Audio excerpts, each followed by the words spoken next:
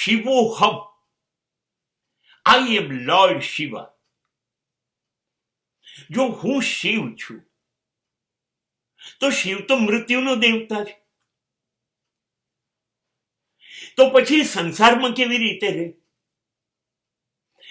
તો શિવ જો તમે છો તો તમે સ્મશાનમાં રહેવા જોઈએ. સ્મશાનમાં રહેતા હોય તો તમારા મેકઅપમાં ભસ્મ આખા શરીરે હશે, ચારે બાજુ આગ હશે, જેમાં રાખ હશે, જેમાં તમારું શરીર રગદોળાયેલું હશે. આજુબાજુ પડેલી મૃત્યુ પામેલાઓની ખોપડીઓ હશે ને, એના હાર બનાવીને તમે પહેર્યા હશે. અને જે શિવ છે ને, એના સગાવાલા કોણ છે? ભૂત અને પિશાચ, એ તમારા સગાઓ હશે. આ છે તમારી શિવની દુનિયા,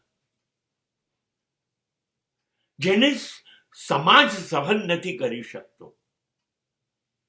અપશુકન માને છે, અશુભ માને છે. એવા સ્મશાનમાં શિવ રહે છે, જ્યાં અમંગળ છે બધું જ, ત્યાં શિવ કલ્યાણ એટલે મંગળ રહે છે.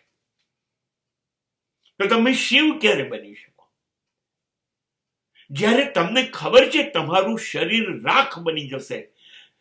એ ખબર છે, ભસ્મ લગાવવાનો અર્થ એ છે. અને તમને એ ખબર છે કે ખોપડીઓનો હાર પહેરવો એનો મતલબ બુદ્ધિનો ત્યાગ કરીએ, શરીર ગયું, મગજ ખલાસ થઈ ગયું, ત્યારે ખોપડી.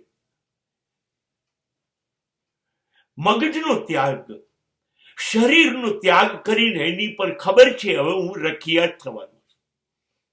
અને ભૂત એ તમારા સગા, જે લોકોની ઈચ્છાઓ બાકી રહી ગઈ, વાસનાઓ બાકી રહી ગઈ, એની પાસે શરીર હોય તોય એ ભૂત છે.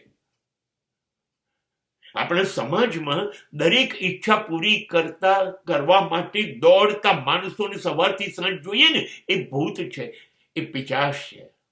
એની વચ્ચે જે માણસ પોતાના કલ્યાણ માટે રહે એ શિવ.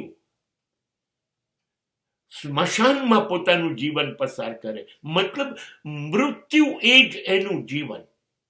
મૃત્યુને જીવન માને, જીવનને જીવન નથી માનતો. સમાજને પોતાનું જીવન નથી માનતો. સમાજથી બહાર સ્મશાન છે, એને પોતાનું જીવન માને છે. એ શિવ છે. ત્યારે તમે કહી શકો શિવોહમ.